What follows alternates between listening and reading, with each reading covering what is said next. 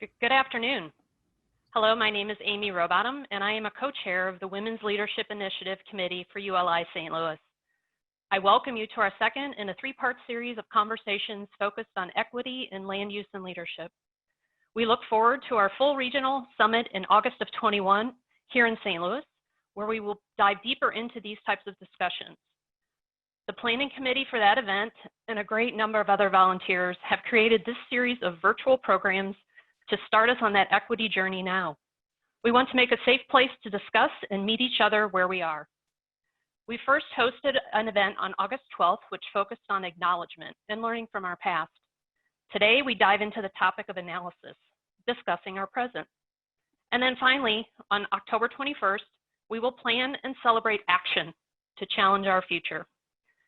We have over 200 registered attendees for today's discussion, and we look forward to leveraging your feedback from these sessions to craft a richer experience for you at our 2021 Summit. You can find out more about the series, see past recordings and resources, and sign up for future events by going to the link at the bottom of your screen, wlisummit.uli.org.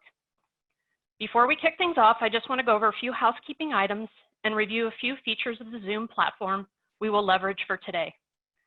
We will be in webinar mode, which means that all attendees will be automatically muted with their video off, and the chat feature will be disabled. We will be utilizing the Q&A feature. We encourage you to enter your questions throughout the session. There is an upvote feature in this window. If you want to prioritize someone's question, click the thumbs up. The questions with the most upvotes will be answered first. Our presenters today will be using slides during their introduction. You can see more of the screen by viewing in speaker mode and resizing the viewer speaking pane to only show the current speaker. And finally, all sessions will be recorded and posted on the WLI website. Since the inception of WLI, the importance of diversity, equity, and inclusion has been paramount. Throughout the planning of these community events, our committees felt it important to acknowledge and share how these conversations, the data collected, and the challenges faced all support the larger journey we undertake together. To talk more about that, it is my pleasure to introduce to you Kelly Nagel with Stoltz Real Estate Partners.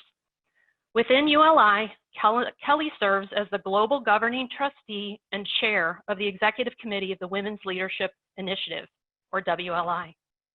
She also serves on ULI's Curtis Infrastructure Global Advisory Board, the Diversity, Equity, and Inclusion Council, and is a member of the leadership team for the ULI Urban Development and Mixed Use Bronze Product Council. Kelly? Thank you so much, Amy. I'm thrilled to be here and take part in this part of the regional summit series. I know that the WLI Summit last year was actually the recipient of one of our innovation grants and was such a fantastic event. We were really looking forward to the 2020 version, but I'm really pleased that the planning team was able to react and adapt in this time of COVID. And then also in these times in our society, as we're talking about racial equity and things like that, to put on this great series. So the first one was fantastic. I'm looking forward to the next two. Just a little bit about WLI and our mission and history. WLI is the Women's Leadership Initiative, and it was really conceived initially to increase the numbers and the visibility of women in leadership roles, both within the commercial real estate industry and also within ULI. To that end, we've done lots of different programming and events over the past 9 or 10 years. And we now have district councils that have WLIs and are presenting programming all throughout the country. And so what's exciting is that as things have evolved and shifted, the programming has changed as well. And so now we're highly involved in the diversity, equity, and inclusion efforts within ULI. And then also we have a partnership with Paradigm for Parity, which I think you'll hear more about today. But the great news is like all of these efforts are really amplifying the work that WLI has been doing for a long time. It's really exciting to think about moving beyond to diversity beyond gender. which is what we originally started focusing on. And so I'm thrilled to take part in these discussions and to participate today and hear what these great panelists have to say. This is a session that's focused on data and how that drives and informs our decision making. So I would be remiss if I didn't make a plea for all of you to go into your ULI membership profile and update your demographic data. Something that we realized with WLI back in the beginning was that we weren't collecting information on gender. And until recently, we weren't collecting information on race.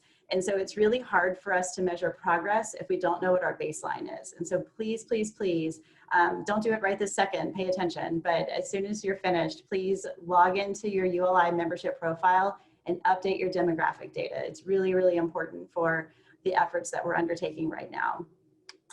That's all I have. Thank you so much for being here, and I look forward to learning more with you. Thanks.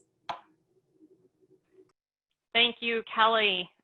So before I lose my time at the mic, I want to make sure I thank our panelists and our moderator for their time and commitment. And I also want to recognize the support from our WLI regional partners in Indianapolis and Kansas City, who have been helping to curate this virtual series, and who you won't see today, but is instrumental to the success of helping our ideas make it to reality, is St. Louis ULI District Council Executive Director, Kelly Annis. To all these people and many more, I sincerely thank you. As I mentioned, today's agenda focuses on the aspect of analysis in the arena of diversity, equity, and inclusion. We all rely on data in some form to help us make our decisions, to validate our approach, and inform our future actions. So today we want to unpack as much as we can about that process. So the structure for today's conversation is a panel discussion followed up by Q&A with the audience. So to kick things off and to understand the audience baseline, you'll see a couple of polling questions pop up on your screen. Since we can't do a show of hands, we wanted to give our panelists a sense of the knowledge of the topics we are about to discuss, and then we'll share those results of that here shortly before we begin. So it looks like there's a good working relationship and maybe some neutrality around your relationship with data.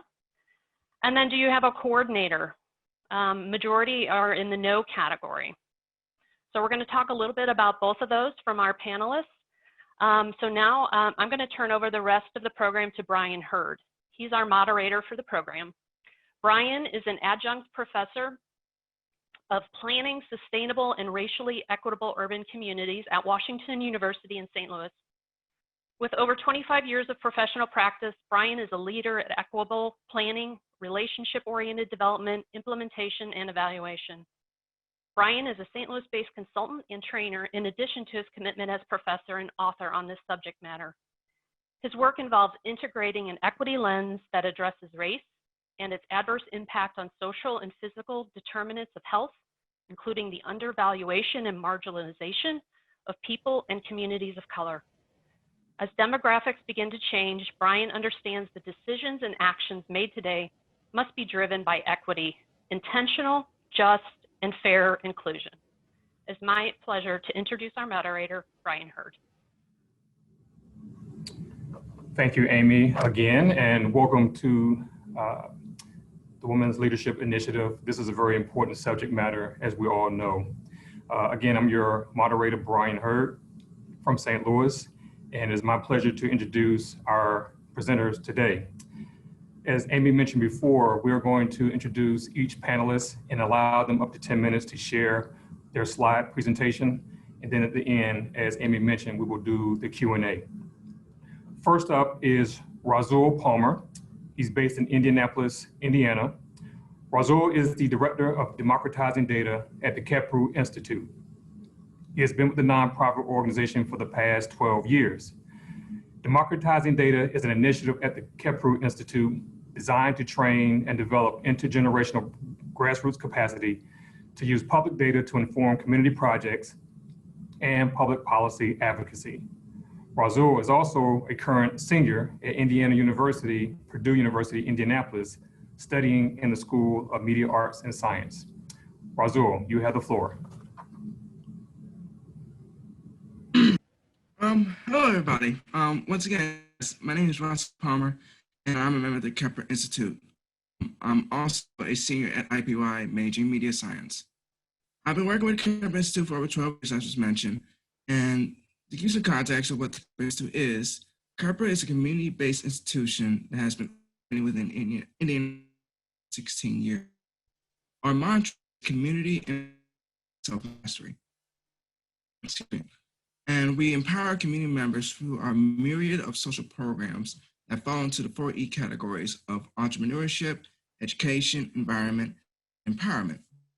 Our social programs include Food Initiative, a food share program for 5 years, New Media, which is a graphic design company that has been operating for over 10 years now, and Scarabee Consulting, our new consulting firm that helps build community through startup businesses and development. Another one of the programs I want to go in detail is the Democratizing Data Initiative, which I'm director of. With partnership with New America, the Democratizing Our Data is a program that aims to build intergenerational capacity in the field of data science and data analysis, so it can provide ability for grassroots institutions the ability to effectively use data, public advocacy, and public policy. The core of the DoD project is an 8-week online workshop to teach young people the tool utilized in data analysis and data science. We completed an 8-week course a few days ago. People, the areas of which is our statistical language, that's for utilizing major data sets and analysis, GIS mapping, and the Tableau tool, which is used to build graphical data and communicate information easy to understand. We are planning our next 8-week session this upcoming October. The reason behind we started the Democratizing Our Data project is because the Carper understands that data is a major driver in decision for public policy and institutional decision making. We also truly believe that whoever controls the data controls the narrative around the communities that data was gathered from. So we aim to ensure that communities have control over the narrative as to what the data is about, what the data speaks about communities, have more sovereignty how people learn about the communities and of their value. Lastly, I'll move on to how you can support. The next slide. How you can support. There are many ways you can support this project. One way is to, if you yourself or if you know anybody within the data field who's interested in working with young people and community and mentoring and teaching about different facets in the data field, please hit us up at data@carper.org. Next is you can send us physical assets such as tools or direct us to any type of research you think we will find as useful to our program. And lastly, you can go to our website at carper.org and simply hit the donate button. That's it. Thank you, Razul. And again, for the participants in our audience, we know that there was some audio difficulty. We'll try to work on that behind the scenes. But again, he will be here for the question and answer period as well. At this time, we'll go to our second presenter, Roxanne Koch. Roxanne is a shareholder at Paulsonelli's Real Estate Practice Group. She has more than 30 years of experience in real estate development and public finance, and has pioneered the use of economic development tools throughout Missouri for complex mixed-use development projects. Roxanne has represented developers, municipalities, and taxing districts in all aspects of real estate development, including land use issues, acquisition, redevelopment, and complex financings. She was the lead drafter of Missouri's Community Improvement District Act for the Economic Development Corporation of Kansas City, Missouri, and has represented communities and property owners in the formation of community improvement districts and issuance of bond financing support from those community improvement district revenues. Roxanne currently serves as member of the Park University Civic Advisory Council and is a member of the WLI Kansas City Advisory Board. Roxanne, you have the floor.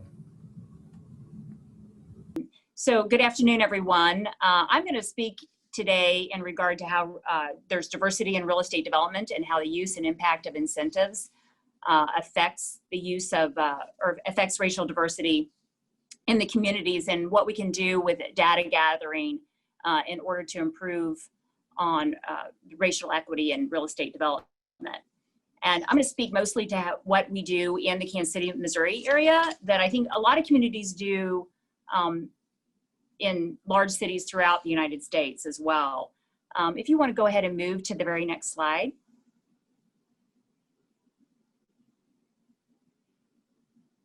So with regard to, in real estate development, often communities will have a requirement for minority and women business enterprise participation, specifically in Kansas City, Missouri, when we're using the various different economic development incentive tools. And there's a lot of data that goes into that. And transparency with regard to data is a very important thing in order to achieve goals that we set in the development community in order to increase participation by minority and women business enterprises.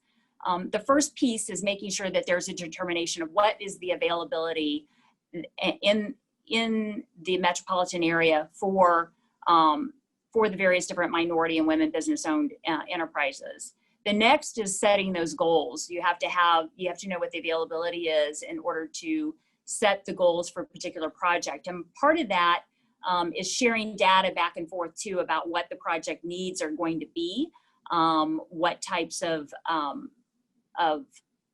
what type of development that we have, and the various different trades that will be needed for the particular project. Again, that's an important data-driven component of the project. The next is reporting and monitoring the actual participation in the project. And so, and that happens, again, that is a very data-driven program that developers work with the city that is ultimately monitoring that participation. And it takes working with both the minority businesses that are participating on the project, the city, and the developer and the contractor. At the end of the day, the important thing is measuring outcomes. What have we achieved through this particular program? And really, it's important to keep track of what businesses have now been able to enter into the program because there's more availability, there's more opportunities to participate. And so hopefully we are growing minority owned and women business enterprises. And then part of the other measurement is, are they successful? Have they been able to graduate from the program? And that is something that Kansas City works to achieve a graduation program for these. And then also making sure that they don't, just because they've graduated, that they fall off the radar. We want to make sure that they're continuing to be able to participate in an equitable way in development in the Kansas City area. And so what I've described, I think a lot of communities throughout the United States do that. I'm going to go ahead and ask you all to move to the next slide, if you would. And we'll talk a little bit about workforce participation. So I just spoke about the business enterprise, businesses participating, but we also want to make sure that we have a strong workforce that is diverse as well. And again, that comes to determining what's the availability of the workforce and what we need to do to perhaps grow that workforce, whether it's in the racial equity, women participation as well. Again, there's the piece of setting the goals for the particular project. In this case, Kansas City has a set goal of 10% and 2%, 10% minority participation and 2% women participation. And I know that they are working on reviewing their workforce program right now. And so that could change. So there's a lot of data being gathered to see whether or not this program is achieving the goals that the city hopes to achieve. Again, that also requires monitoring through each project and reporting. And again, at the end of the day, the question is, are we building a diverse and skilled workforce and measuring those outcomes? So I know in the Kansas City area, we're looking forward to hearing the next evaluation of the workforce program. Next slide, please. So the next is, and we're having a pretty fierce discussion, I would just say rigorous discussion in Kansas City about the equitable land use in the Kansas City area, and specifically the equitable use of tax incentives, and where those are being used and what communities are benefiting most from the use of tax incentives. And I think that this is where the data collection is very, very important in order to measure what's really happening and how the use of tax incentives are helping or perhaps harming our various different taxing districts or neighborhoods and areas throughout the city. So in order to, I think, be able to fully measure that impact, we have to keep track of assessed values, rates of growth, both what is the current assessed value and the rate of growth of property, both not just the property that got developed, but also the surrounding properties. And then also all of the areas of the community. You really need to keep track of what's happening in the community at large. For those that did or did not receive incentives, are they growing at the same growth rate? And trying to determine whether or not growth in one area had a negative impact on the growth in another area. And that really comes, I think, with gathering the data. And I think that there's a lot of discussion as well as to what the impact that we have on the various different taxing jurisdictions. And I think that where we can do better and what we need to do more of is measuring the actual revenue generation from all of the various different property types throughout the entire area. And if we don't do that, then we're not going to be able to know exactly how our use of incentives have an impact on the taxing jurisdictions. And that ultimately is going to be important for all of those stakeholders to be transparent and sharing data with regard to all of their various different revenue sources and from all their various different property types, and seeing what the rate of growth is in all of those different revenue sources. And that concludes my presentation. I think I'm about out of time as well.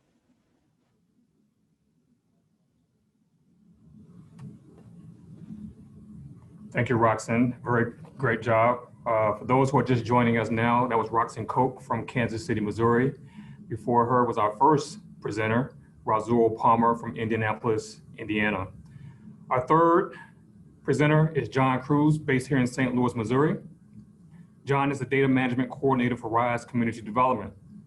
John uses geospatial and census data to tell us visual story of what is happening with land in the St. Louis region while also tracking neighborhood change indicators. As an intermediary between data sources and human consumption, John aids the public in data literacy initiatives and assists community partner organizations to interpret and properly utilize data as a way that can positively impact their service areas. He provides technical assistance and consulting services to RISE's community partners, nonprofit organizations, as well as local government. Utilizing geographic information systems, data, and technology, John works to support all of RISE's real estate development functions. As an urban planner, John is also heavily involved in the community planning efforts undertaken by RISE. He is an executive board member of the American Planning Association, Missouri-St. Louis Metropolitan Section, an elected member of the National Neighborhood Indicators Partnership Executive Committee, and he was a charter board member of the St. Louis Civic Tech and Data Collaborative. At this time, I introduce again, John Cruz. Brian, thank you so much for that introduction, and thank you to ULI and ULI St. Louis for having us on today. It's a real honor and privilege to be able to talk about all this with all of you today. So today we're talking about equity in data practice, and it's going to touch on a lot of stuff that you've already heard and a lot of stuff that's going to be coming up throughout this panel today. And I think we're just going to dive right into it. So if we can go ahead and advance on to the next slide here.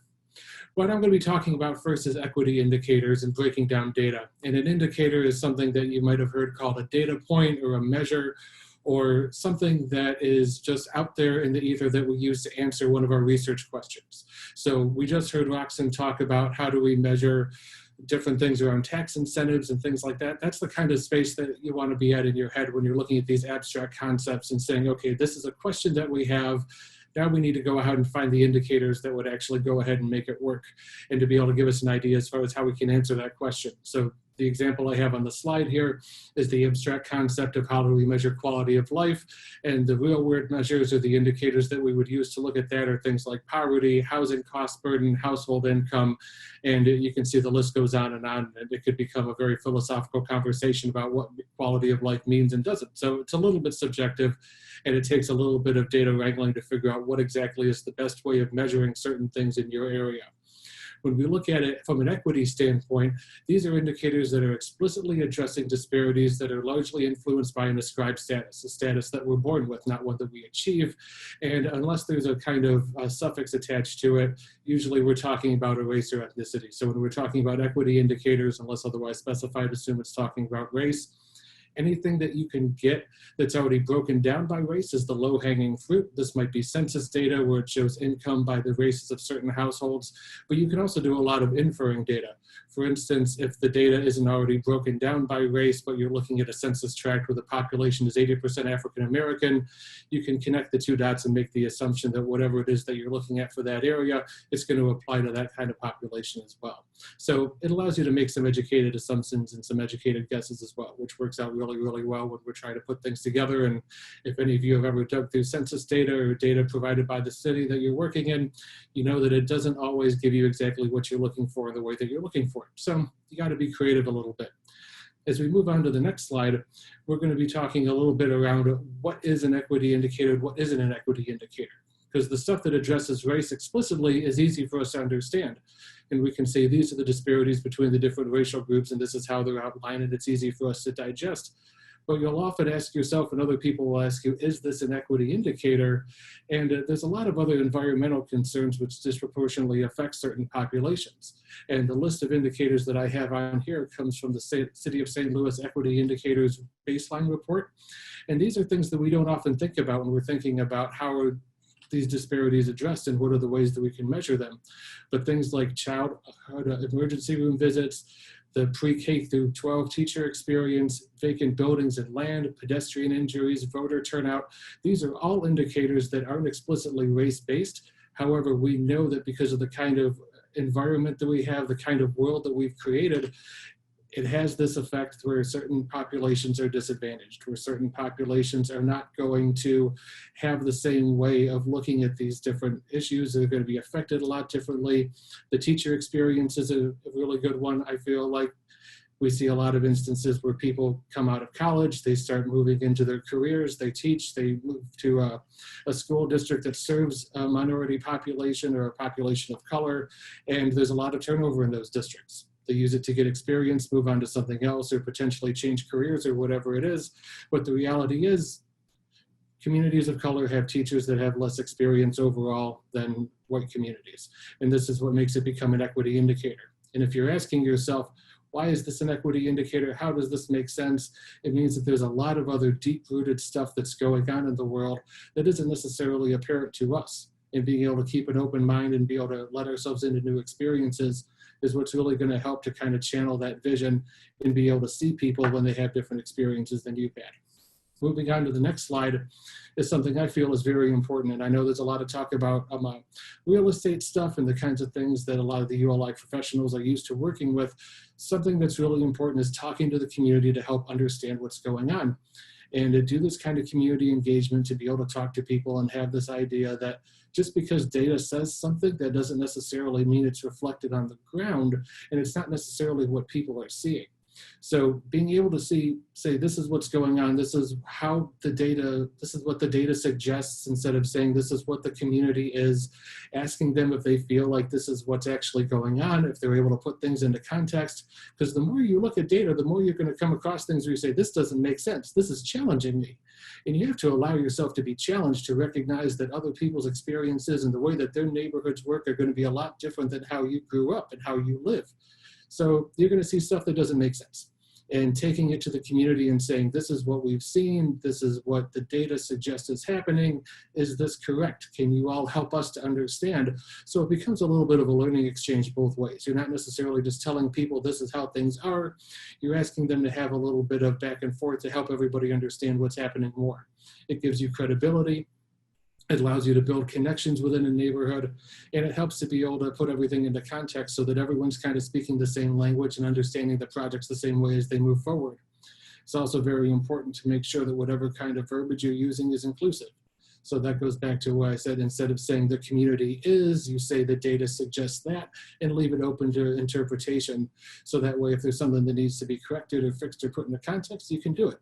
I would encourage people really hard to not use the term citizens and use the term residents instead, as well as appropriate terms related to gender, race, age, etc.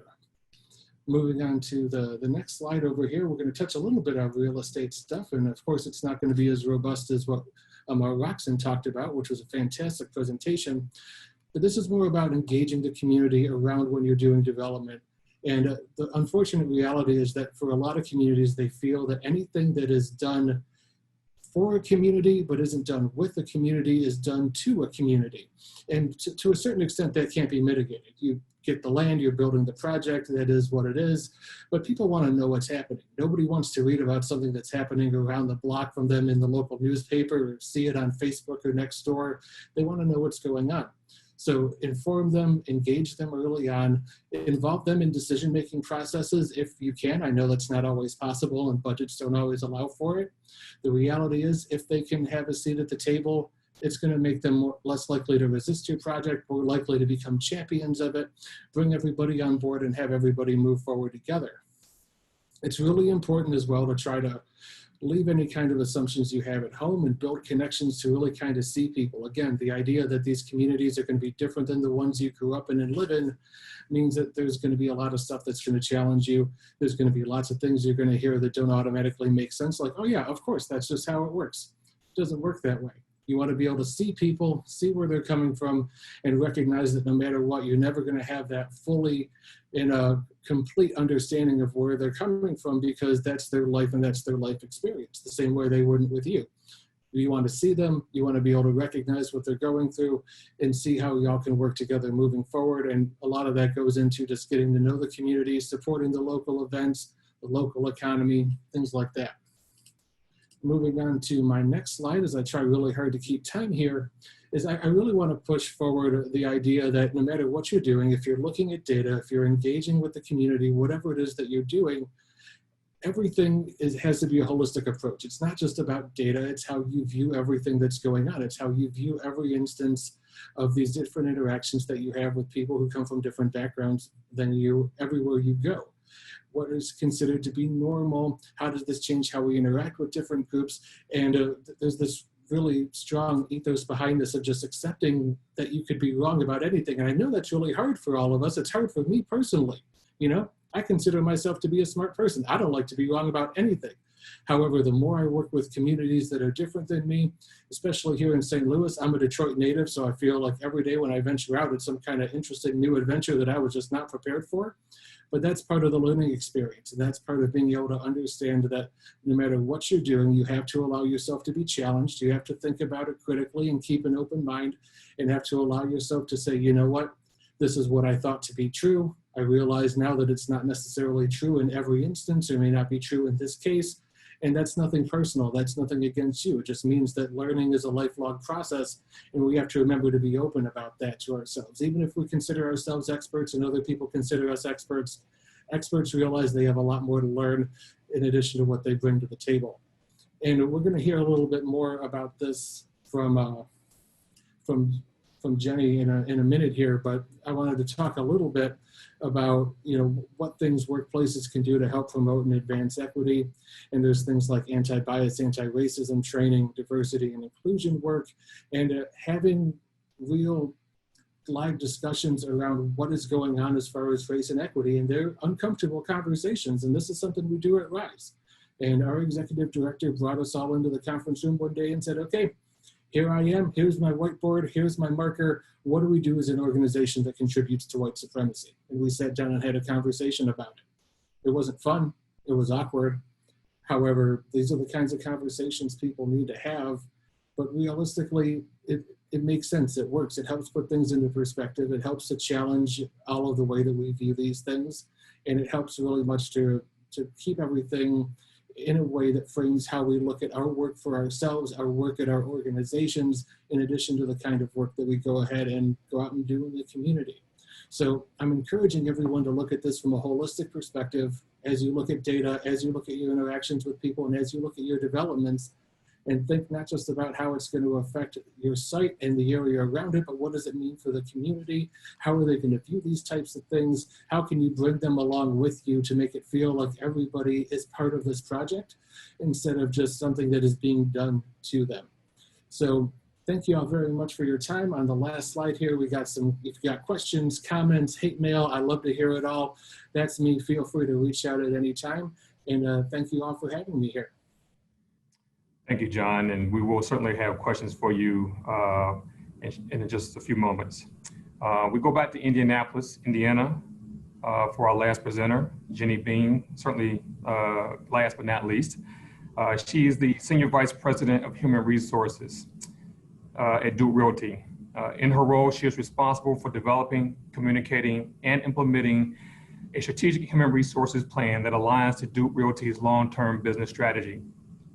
This includes attracting and retaining the highest qualified candidates for open positions, structuring and administering competitive benefit packages and compensation systems, developing and administering a performance management system, providing training and development, managing employee relations, and overseeing succession management.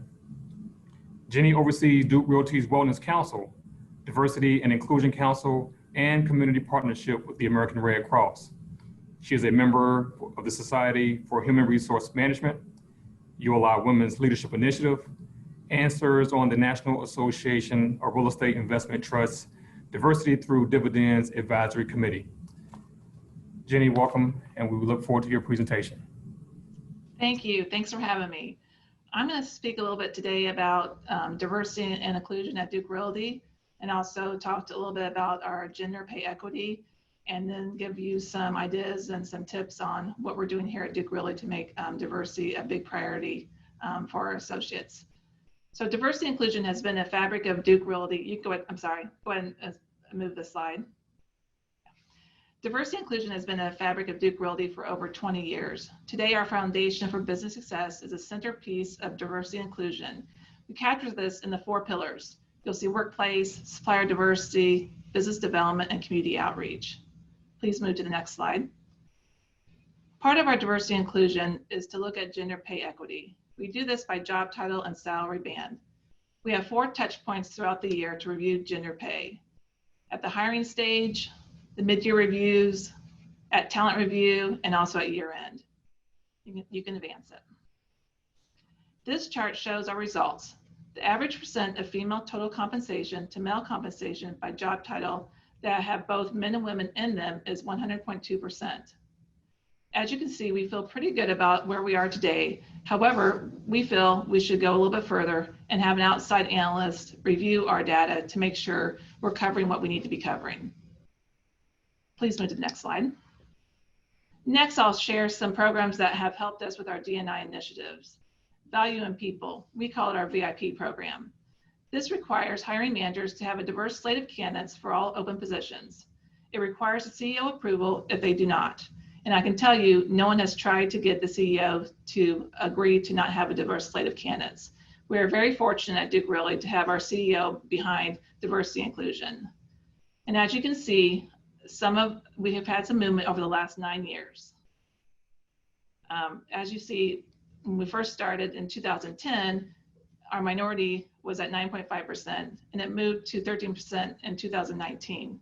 Also, our women went from 39.5% in 2010 to 46% in 2019. Last year alone, our new hires, we really focused on the top and mid-level diverse and female candidates, and 67% of our new hires in 2019 were diverse or they were females. Also, in 2019, our promotions, 18% of our promotions were diverse associates and 45.5% were female associates. Go ahead, move to the next slide, please. Other successful programs that we've had are the Diversity Inclusion Council we've had for over 20 years, our Executive Mentoring Program for diverse and female associates, and also our Diverse Interview Panel, which we implemented in 2020. Next slide, please. And lastly, a new partnership that we established this year is Paradigm for Parity. We found that we believe in this and the mission statements that they do as well. One is to continue to eliminate unconscious bias, and two, to significantly increase the number of women in senior roles. So that's what I have for today, and I'd love to hear any comments or questions. Thank you. All right, thank you very much, Jenny. And for the participants who are viewing and listening to the summit, this is your time to provide your questions in the Q&A box there you see on your screen. While you are doing that, I have a couple of questions that I would like to ask of some of our panelists just to get us started. For you, Jenny, because you just ended and we want to talk about governance structure, and John, would like for you to weigh in on this as well.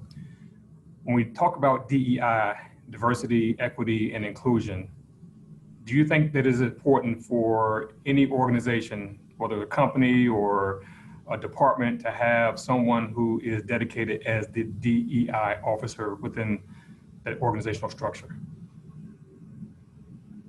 Well, I'll go first. In terms of integrating these various policies, and let me just provide a little bit of context. The great Peter Drucker, the management guru, says that what gets measured gets improved. So obviously data is important, which is why we're here talking about this today. So from a DEI officer and somebody who carries that that flag within the organization, do you think that role is very important to have? I do think that's, yeah, I do think that's very important. How we do it here at Duke Realty, and I kind of like it this way, we have it in several different areas. Of course, I oversee it, but we have a diversity and inclusion council who we have a chairperson, and we have a 9-member council who is involved in diversity and inclusion. And then we also have a corporate responsibility, a VP. And so she brings in social responsibility into her program as well. So what I like about it is that it's not just one person with the ideas and thoughts. I mean, it's really a collaboration of a lot of associates here at Duke Realty. And I think it's really making a difference. John, what are your thoughts? So I really like the approach that was just presented to us. And one of the challenges we have at RISE is that the idea of establishing a position of a DEI officer or something like that is just not feasible. And I know Brian kind of rattled off a lot of the stuff that we've done and that we've talked about as an organization that we do, but realistically, we're only 11 full-time staff members. So hiring somebody just for DEI doesn't make a whole lot of financial sense for us. What we do instead is something similar to what Jenny talked about. We have staff members that are part of a DEI and racial equity kind of working group committee that works very closely with our board of directors to make sure that whatever it is that we're doing as an organization, our initiatives are being advanced in this way, that the training and kind of professional development opportunities for staff are where they need to be, so that we have the kinds of cultural competency to be able to work in whatever community is within our footprint and be able to do our jobs really, really well as make sure that what we're doing as far as our internal workings at RISE are adjust as well. So we've done things like change the way that we do our hiring policies and change the ways that we've structured our job postings and the way that we've kind of talked about what we do to make sure that people who are interested in applying here recognize that we are an organization that values equity, that values diversity, that values inclusion. And it's not just a tagline that's put on a website or a business card or a piece of promo material. We want to make sure that that's the vibe that we're giving off and people realize that this is what our organization is all about. This is what we do, and they're comfortable doing business with us in that regard. So that's what our committees are all about. That's what those kinds of staff discussions that I mentioned earlier. I talked about one of them. That's been one of a series that we've had where we kind of just talk openly and honestly about these sorts of things. And it's helped really much too that we've had this kind of culture where we have a lot of established trust with the people that we work with, and we feel comfortable enough being open and honest in these sorts of discussions. And if y'all don't have that, work on that as kind of a first step before you can get to that point, because it doesn't do any good having a conversation where everyone's just kind of sitting awkwardly, quietly in a room, doesn't want to say what they have on their mind, because that kind of culture of information sharing isn't there yet.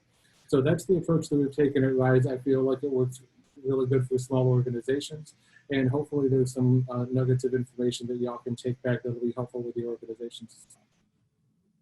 Very good, John. Don't go on mute just yet, because I want to follow up a little bit on methodology in terms of data analysis and working with various partners here in the St. Louis region. What is the methodology that you use to analyze the data? And how versatile is that data for various partners from city, local government to nonprofit organizations? And then how does it inform the decision-making process? Well, a lot of that will really change based on the kind of data that we're working in or the community that we're working in. And a lot of the methodology will depend on what our research questions are. So if we're looking to understand community indicators and community data from an economic lens, we'll look at certain economic filters. We may look at other things for housing if we're doing specific housing indicators, things of that nature. Something that we do a lot at RISE is that we will take a look and try to track neighborhood change. That's a big part of what we do as part of the National Neighborhood Indicators Partnership.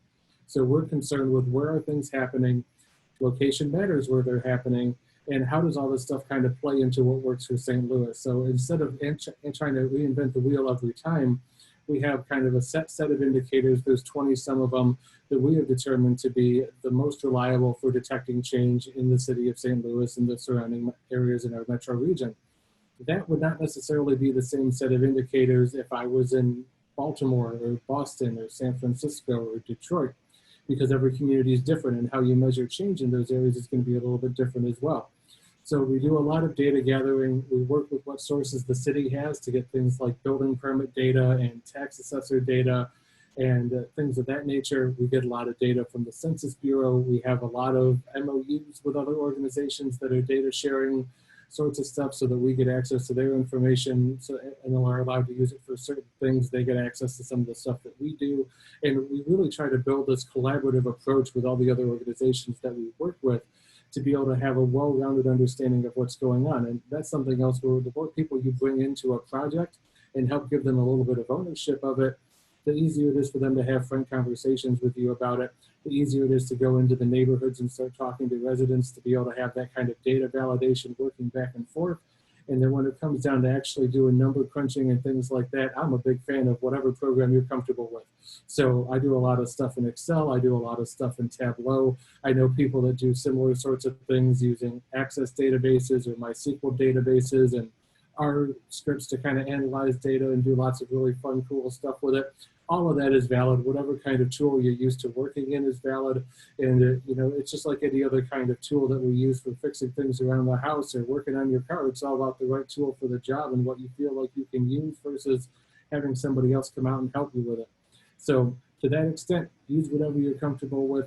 Ask lots of questions, have lots of conversations with people. And that's what I use as far as my methodology to get things working the way that they are. All right, very good. Thank you, John, for that. The last question, we have a few questions beginning to come in. One more question that I would like to ask, and I would direct this to Roxanne in terms of the development lens, as well as Razul in terms of the authority over data that you talked about earlier in your presentation.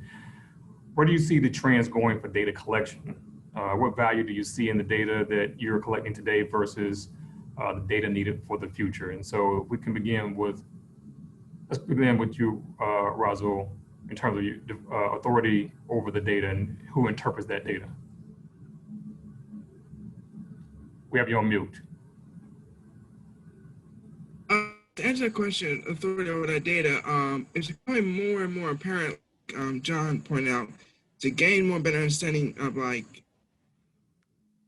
who is it that resides over the data in the communities, like not acting, but acting with them, creating As community members deciding what is of value and what data is of importance as it relates to personal experience and what is their reality in those communities every day of their lives.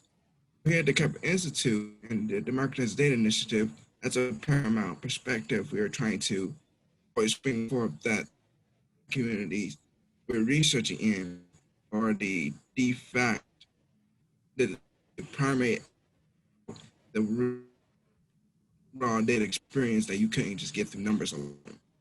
And answer your second question about trends, my understanding about like big data is becoming more of a thing, and like gaining massive amount of information about each individual lifestyle and how what their wants and desires and whatnot to build more integrated society around the Internet of Things, to help like nearly every object around them is connected to the internet in some form of fashion. So it's, I feel like it's less about type and more about the different quantity of data you can gather about a person, individual's life, if that answers the question. Yeah, it does. And I know you're having a little bit of audio difficulty there, so we do want to apologize to all the participants. We know sometimes, even in this new age of technology, we can have some challenges. So we'll continue to work on that. But I think, Razul, a little bit of what you mentioned before is something that I think is very important when it comes to data, that decisions should not be data-driven. I believe they should be data-informed. I believe, like you mentioned before, having context of the lived experience of communities and of individuals is important to be able to weigh into the data itself to make sure that you have a full-fledged perspective. So I think that's very important. I want to thank you for sharing that as well. Okay, so at this time, we do have a few questions for our participants. I'm sorry, Roxanne. Roxanne, do you want to weigh in on that question there? Mute there. Okay, so I was just having a little trouble with my iPad for a second. So apologize for that. Okay. I would say in terms of, we're always trying to improve the quality of the data that we're collecting. And it is key that we have everybody participating in providing the data that is necessary. And often that's not necessarily the case, but it's part of the problem is that data is time consuming. To collect the data and gather the data and evaluate the data is very time consuming. And a lot of times we just don't have the resources as a community to keep track of the data. And I think that's where, as a community, in order to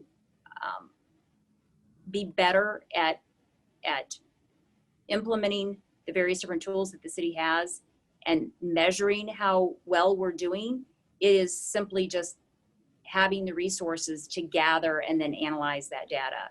And I believe we are lacking there as a community. Thank you for sharing that, Roxanne. Okay, so at this time, we will open the floor to the questions that are coming in from our participants. All right, Brian, this is Amy. So this question is for Rasul. Can you share a little more about your personal story and what got you interested in data? Are there any particular areas or community issues that democratizing data wants to focus on? Okay, that's a long question. To answer the first part, story is in Indianapolis. Been working at the Kepler Institute for 10 years, as I mentioned in my presentation. What got me involved in data is like through STEM programs the Kepler Institute was hosting a couple years back. And I was, it was called Open Source Initiative, where we was learning coding and programming languages such as HTML, JavaScript, and CSS and development. I've been doing the Institute for a couple years. One idea was to start this initiative since data was becoming such a big thing, particularly big data and for institutions, government, and not-for-profits, to start our own data initiative through our lens of understanding that communities should have an understanding of data science and data analysis to have more control about how data is interpreted and how the narrative is developed. One project focused on the data, democratizing data initiative was working on is we was trying to research on housing evictions in Indianapolis zip codes and demographics such as race, gender, and age within the Indianapolis counties. And that's one of the major programs we focus on. The different subjects we focus on is around education, COVID, entrepreneurship, like how many Black businesses have been closed due to introduction of COVID into society. If that answers the question, I believe. I think it does. I think it does. And I think sharing your experience and how you got involved was very important to the question that was posed, but also some of the things that you're working on now. So that's great work, and we'll continue to chime in here a little bit more. Amy, do we have another question? Yes, we do. So this may be for all of you to chime in on. Could the speakers address data on governance? I would be interested in hearing about examples of equitable resident-based leadership, including vis-a-vis the community investment district model. Roxanne, would you like to take a run at that one first? Yeah, so if you could, so I know I read that earlier, and when you talk about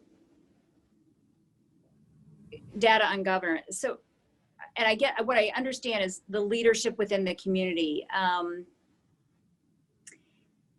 We really, as far as I know, there's nothing, at least in the city, that where we're gathering data as to the leadership throughout the community that is diverse. How about the governance of the community improvement district, the board of directors who oversee maybe a district? Is there? Oh, on a community, well, I'm seeing community investment district versus a community improvement district. So maybe they're referring to community improvement districts. Which is something that we have here in Kansas City. And the way the statute works within a community improvement district in the state of Missouri, you have to be, depending on the type of district, you have to live within the district. And sometimes those districts are very small, and there may not be diversity within that district. Also, many of them are controlled by the property owners and those who own property within the district. And so there may not be a level of diversity in that regard on some of our community improvement districts. So I think what threw me off there was the comment or the reference to community investment district. But there's nothing that that Kansas City has a policy on or that it's set out in the statute. It's really those who are governing or running that, the property owners in the district. Sure. And depending on how it is established. Sure. So in Missouri, we know that there are special business districts and there are different types of business districts, community improvement district being one of those. So that's a good point there in terms of clarification. Anybody else wanted to answer that question? John, you want to take a run at that one?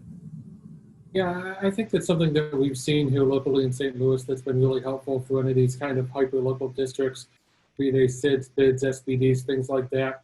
But making sure that you're able to work with people who are residents of the community to get them involved onto these boards of directors and try to see what you can do to make sure that that board of directors is as representative of the people that live and work in that area as possible. And a lot of times there's this kind of just default mindset that we fall into that says, you know what, we need to get all the big stakeholders at the table. We need to move them along and figure out kind of just what their needs are and how can we make them happy. And when that happens, the neighbors feel like they get left behind. So I'm a big fan of having this kind of dual board approach where you have one that's the actual governing board of the organization that is representative of the people that live, work, and play there. And another one that's kind of this advisory group of the stakeholders, right? The people that are traditionally the board members that get brought along to the table. And as we know, there's a lot of challenges with that. There's commitment issues. These are people that are, pouring their heart and souls into their small businesses. And while they really want to help, they might not necessarily have time to dedicate to governing structures, but still want to be involved. Having them in an advisory role allows them to participate in the process, allows them to have a say in what's going on, but also respects the character of the neighborhood and respects the neighbors and the people that live there. So that's something that I see that's been very useful and very impactful and effective. And it's the kind of thing that you can definitely get a lot of pushback from when people say, why are you shutting me out? Why are you doing this? Why are you involving people that, quote, don't know anything about how this works and things like that? And I would encourage you to not underestimate people. Make sure that you're bringing folks to the table that are competent, that know what's going on. So if there's a local neighborhood organization or local community development corporation at the neighborhood level that can help assist you in trying to figure out who should be part of this board, talk to them. Build these connections and see what you can do to make sure that the boards and the governance structures locally are representative, because that's how you're going to get equity out of these organizations. All right, thank you, Roxanne and John on that. Amy, next question we have. Yes, the next one's for Jenny. You have made a lot of progress on your diversity initiatives. However, given the current social unrest, do you think that more could be done given your current success in your initiatives? Oh, for sure. That's one thing that I think that we do a great job of. We constantly are looking at things, changing things. If things aren't working, we definitely are going to look at ways to make improvements. With recent, with the recent riots that were going on, I was very proud of our Diversity Inclusion Council. They immediately put together a panel of 5 of our Black associates, and they spoke on what it was like to be Black in America. And it was a great conference, a great setting for our associates to hear, ask questions, and to talk about how we can be part of the change. And we're going to have another session, a panel discussion in October. It's just kind of a part 2 of our racial inequalities. So we definitely are listening and looking at ways that we can continue to improve diversity inclusion at Duke Realty. I think it's always changing, and I think there's always things that we could do better and to do different. And so that's a great thing about Duke Realty, is that we're willing to make those changes. Jenny, let me just follow up briefly. In terms of what you have seen from some of your colleagues and other businesses through the Society of Human Resource Management, what are they talking about in terms of game-changing work? Just kind of briefly, what is happening in terms of that discussion? I would say right now is what I see and what I hear is really getting more involved with our diverse associates in our organization, asking them what they want, what they see we're doing well, what improvements we can do. Because I think a lot of times, I think someone, maybe John may have said it, a lot of times, organizations or companies are putting all these great programs in place and doing these great things, but is it really hitting the nail on the head? I mean, our associates, our diverse associates, are they happy with that? Is it really an added value? And so to be honest, we have never really asked. I mean, we've done all these great things, and we have engagement surveys and things like that. And we usually score very high on our engagement surveys and diversity inclusion. But to actually have a group together and say, okay, what's working, what's not working, what should we be doing differently? So that's something that I hear a lot of companies doing today. All right. Thank you for that. Okay, Amy, we have another question. Sure. So can Roxanne, if she pops on, expand upon who is analyzing the data for economic cost-benefit analyses of incentives? Is it City Hall, EDC, et cetera? And then per John's comment, are there opportunities to validate the data through community discussion, and how can one get involved in this process? Sure. So the data is collected in various ways. In some cases, when you talk about cost benefit analysis, in some cases, the city will hire, or really it's the developer pays for it, but it's engaged by the city or through what is called our Economic Development Corporation of Kansas City, Missouri, a third-party analyst that will review the metrics of the project and look at various different, and usually they're tracking not really the racial equity and diversity of a particular project and how that may have an impact on the community in that regard, but really they're looking at the metrics related to the costs of delivering services to a particular project and also the benefits to the various different taxing jurisdictions. So the cost benefit analysis is fairly limited in the data that it does collect. And again, like I said, it's typically a third party that's doing that. When you ask if there's an opportunity for others to get involved in that process and comment on that, obviously there's always the public engagement portion when we're utilizing any of these economic development incentive tools. But to truly get more substantive hands-on with that, I would say, reach out to the Economic Development Corporation of Kansas City would be my recommendation if there's anybody that's interested in helping to gather data. That would be my suggestion. And John Robertson talked about it, but it seemed like based on the question that was asked, how do people, particularly people of color, how do they get involved in this decision-making process? Let's say if it's a community improvement district that runs through a certain neighborhood, what would be your thoughts or suggestions about how these governing bodies can get people of color included, and people who want to get involved, how should they go about doing that? I think a lot of it kind of speaks to this really strong amount of just kind of personal ethos that a lot of people have in this country, where there's this kind of desire to get involved with something, but you're never really sure where to start. And a lot of that just kind of stems from overcoming a lot of mental barriers as far as how you think the world is operating. And for a lot of people, especially residents and neighbors, they have this idea that, there's all these developers and there's all these people that are, walking around with their fancy degrees, using lots of language and terms that I'm not going to be familiar with, and I'm not sure if I'm really going to be, comfortable stepping into this kind of environment. But the reality of the situation is, when organizations are looking for people to help serve on resident advisory committees or boards of directors and things like that, they're going to people they know. They're going to people who they can vouch for and say, hey, I know this person. I think they would be a really, really, really good choice for this. And I think we should reach out to them and see if they're interested. So I think the biggest thing is just trying to do what you can to get involved in efforts locally. And whatever that looks like, if you have a neighborhood organization or a community development corporation or somebody that's working locally, and just reach out and talk to the people that are part of this. And don't be afraid to send an email to an executive director and say, hey, I'm a really big fan of the work that you're doing. I want to see if there's anything that I could help lend to these efforts. And sit down and have a cup of coffee with people, because odds are they're going to be really happy to make that kind of connection. Of course, socially distanced, or whenever COVID is over, or whatever happens, or the Zoom virtual cup of coffee kind of thing that's going on right now, whatever that looks like. Don't be afraid to step out of your shell a little bit. And one of the hardest things about this is that we like to do things that are comfortable to us. We like doing things that are familiar and feel good and spark joy, right?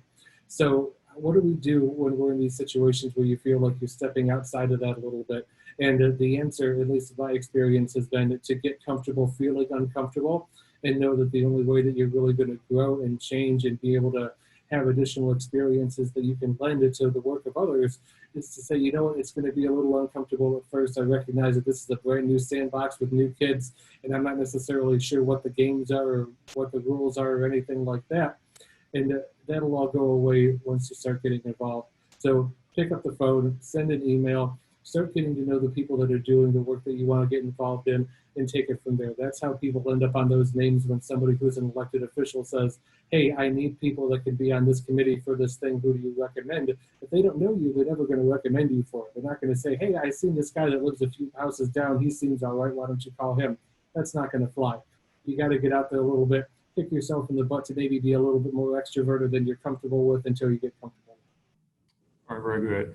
We've got about 15 minutes before we begin our closing remarks. So I think, Amy, we got a couple more questions we want to get to pretty quick. Yeah, so there's a couple that talk a little bit about the pandemic and census together. So I might combine those, and whoever wants to respond can do that. So how does the impact of COVID-19 impact this process? Is there anything being done to collect current census? And then historically, obviously, low-income renters have been difficult to collect data on, but they're the most vulnerable groups. What can we do to better track these folks that are falling through the cracks? Razul, you mentioned before doing some work on tenant evictions. How about we take the latter part of that question about tenants in terms of being able to track them? What are your thoughts on that? How to track them? There are myriad ways to do that. One is probably have people that actually have social capital and relationships with the community, the community question.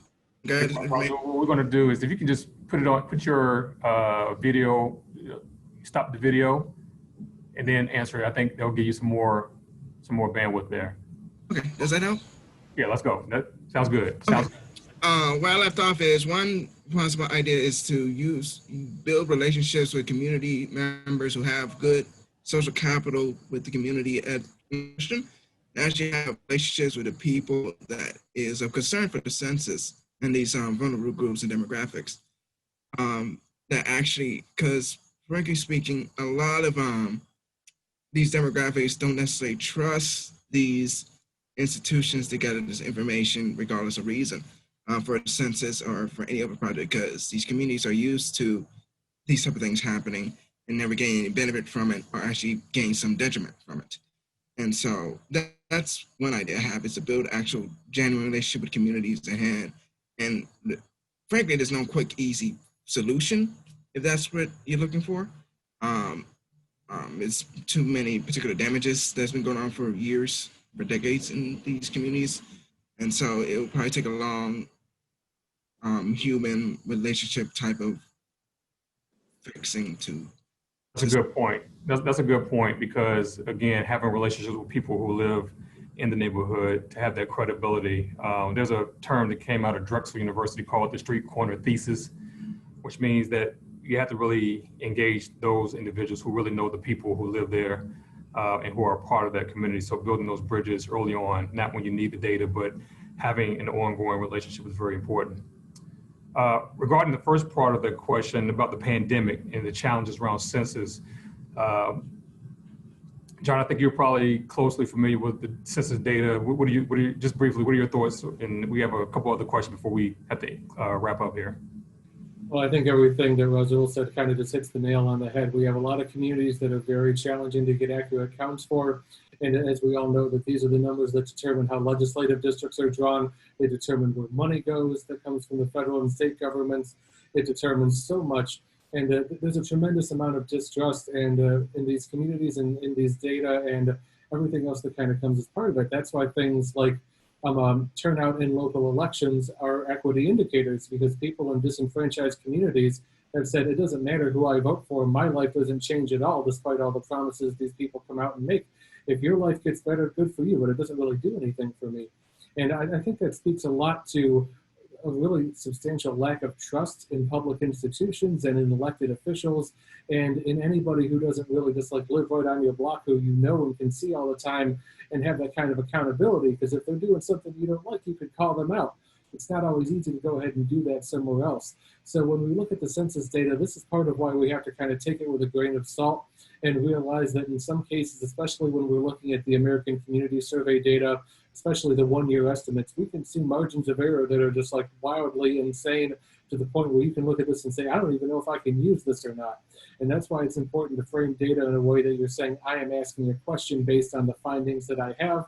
Hopefully through dialogue and conversation and this kind of street corner thesis mentality, you can put that data into perspective a little bit more, you can refine it a little bit better, and you can't necessarily take all of it at face value. You have to look at it and say, this is a starting point for us to kind of help understand what's going on. Now we have to go to the community, build trust, build relationships, and be able to put this stuff in perspective and see what the census got right and what they didn't get right. When it comes to eviction specifically, it's so hard. And depending on what city you work in, there may be resources available to help you put these sorts of things into context. There's two types of evictions. There's formal evictions that go through the court system and a judge rules and says, yeah, you got to get out of the house. And then there's informal evictions, which are nearly impossible to track, and no one's figured out a way to do it yet. And those are things where the landlord says, you know what, you just got to go. And that's the end of it. Or they say, I'm going to be doing a bunch of renovations, so I can't renew your lease, you got to go. Or I'm increasing the rent by a substantial amount that's a lot more than you thought it was going to be, so you got to go, things like that. So it's a really, really challenging thing to track. I would encourage everyone to look at the Eviction Lab website run by Dr. Matthew Desmond at evictionlab.org. Talk to people in your local community who do eviction work. There may be legal organizations that are nonprofit who specialize in this sort of thing. There may be local housing security and housing advocacy groups that can help you. homeless prevention groups that can help put some of this into context, because not all of it's going to be readily available. Like, these are not necessarily data sets you can just go to a website and click and download and understand it. And even if there's a data portal and lots of visualizations, it may be telling a really incomplete version of the full story. Hey, John. We'll provide those resources that John referenced as well on the ULI website. We'll talk about that when we wrap up. We have about 10 minutes, so we want to get through these few remaining questions. So, Amy? Sure. Would love to hear the panelists' thoughts on how to navigate the data analysis, both with an equity lens when the ones that are maybe asking for the data are not maybe interested in it, or how do you combat the bias that may be inherent in the data collection process and analysis? Okay. Jenny, if I can maybe segue to you, and again, we don't want to, just your thoughts in terms of, again, what gets measured gets improved.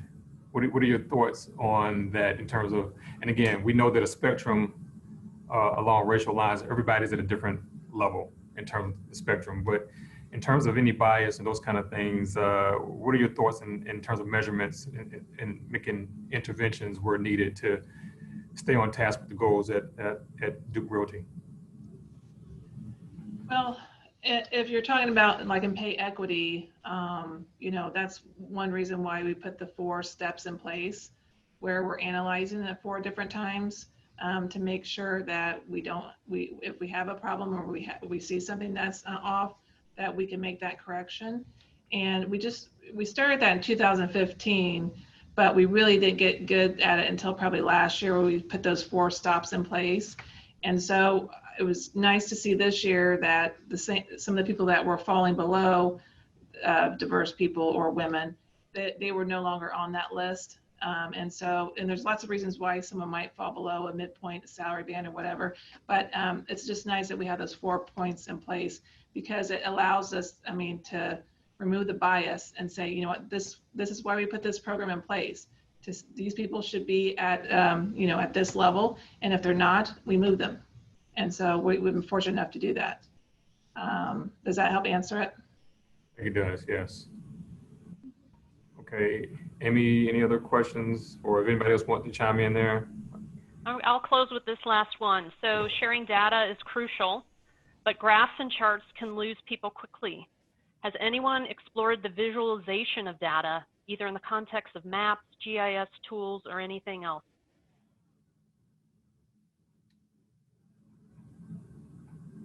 John, you want to go ahead? Yeah, I'll go ahead and take that. And this is something where there's a couple different challenges to it. One is that, a lot of us are visual learners, and they like to see what exactly it is that's going on in a way that makes sense beyond just kind of a written narrative. But I feel like at the same time, charts and graphs really only mean so much as the perspective of the data that's going into it. So it's important to have a little bit of narrative that talks about this and say, okay, I'm not just going to give you a chart or a map or a piece of information. I'm going to give you a little bit about what puts it in context and why this matters and what's different, or maybe how it compares to other places, so that way people have a good idea as far as what it is. And that means speaking to lots of different kind of data visualization. So it could be maps or storyboards or something that's interactive on a website, or something that's a piece of paper that's handed out. It has to speak a lot to making sure that whatever it is that you're doing, you don't want to dumb things down, but you want to use layman's terms that are easy for people to understand. And that's a big part of making sure that you understand what you're talking about, is being able to explain it in a way that's really universally translatable. And you don't want to spend a whole lot of time explaining with glossaries of terms and things like that. You're just going to lose even more people. So whatever kind of visual aid you have, make sure that there's something to accompany it to put it into perspective and make sure that it makes sense. And that if you could just hand this to your neighbor and say, hey, you don't know anything about this, but if I give you this, does this kind of make sense to you? And kind of start with that mentality. The other part of it is that when you're using visual aids, make sure that there's a level of cultural competency that goes into it.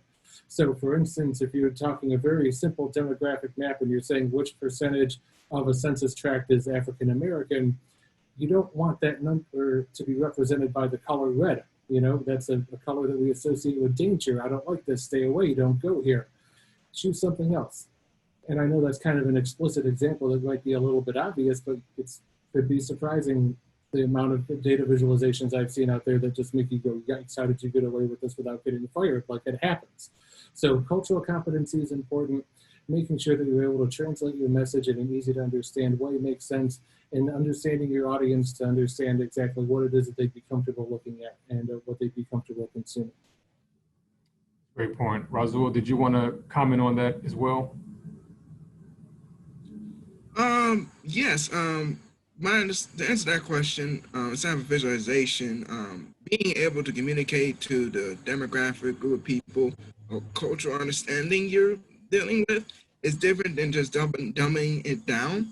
Being good at communication is not dumbing it down. We don't necessarily want to insult people's intelligence. It's just that whatever they don't know, they don't know. And it's your responsibility to be able, excuse me, it's your responsibility to be able to figure out the best way to communicate your information to the community at hand. That answers your question. Yes, thank you. Did I break up in there? Did I break Yeah. up there? No, you're good. You're okay. You're okay. I think Amy sent one last question in, and I think it may be part for me to answer, but the question is, how do we get our leaders to care about equity data, and why is it important? And again, I like to say that what can be measured can be changed, or you can make improvements upon it, but if you don't have the data, it's hard to make any kind of changes. And I think we see a lot of that with some of the glittering generalities, is what I will call it, and that's a term that they use in marketing, about Black Lives Matter, for example. We saw a lot of public statements being issued by companies and institutions around the country about what they were going to do and how they were going to do things. But the problem is, who's evaluating that to ensure that they're being held accountable and not just benefiting from publicity of tragedy. So again, I think it's important for there to be what we call anti-racist. Those are people who are champions of really trying to address racial disparities. It's not important, or it's not just enough to be non-racist. Anybody can say that they're non-racist. The question is, what are you doing actively to make a difference and to make a change? And again, for any organization to measure success, you have to have those racial disparities and those outcomes and figure out what the goals are. And I think a lot of it has to do with organizations in terms of your organizational strategic plan and how do you carry about doing your work. What are your values as an organization? It's very good to have in your office setting your mission statement, your vision, and your values. But the question that I would have is, how do you execute, and what is the story? What is your success in doing this? So again, I think these things are important for all of us to think about as we go forward. Again, this is about analysis. And what I would like to do now is turn it back over to Amy. We'll talk about our third leg on this journey around race, land use, and leadership. Awesome. Thank you again to our panelists and our moderator. I know I gained a broader understanding of what and how data is used to shape the narrative and the future of the equity conversation. And I hope you all have some beneficial takeaways, some links to follow, and contacts. We will be sending a follow-up email with a link to a brief survey. I do hope you take the time to provide us your feedback so we can continually learn and improve on these types of engagements. Also, as a reminder, a recording of this session will be posted on the WLI Summit website, along with the slides from our panelists today. I do invite you to join us for our last conversation in this series, focusing around action. We will discuss how we will take what we learned thus far and actually turn it into actionable items. We will also share examples of those making meaningful change in our communities, so keep an eye out for email blasts and visit our website in the coming weeks to register. And again, this will be on October 21st, same time, 3:30 p.m. Central Time. Again, it has been my sincere pleasure and honor to host this important conversation and share these resources to help strengthen our resolve on this journey together. With that, I wish you good afternoon and good night.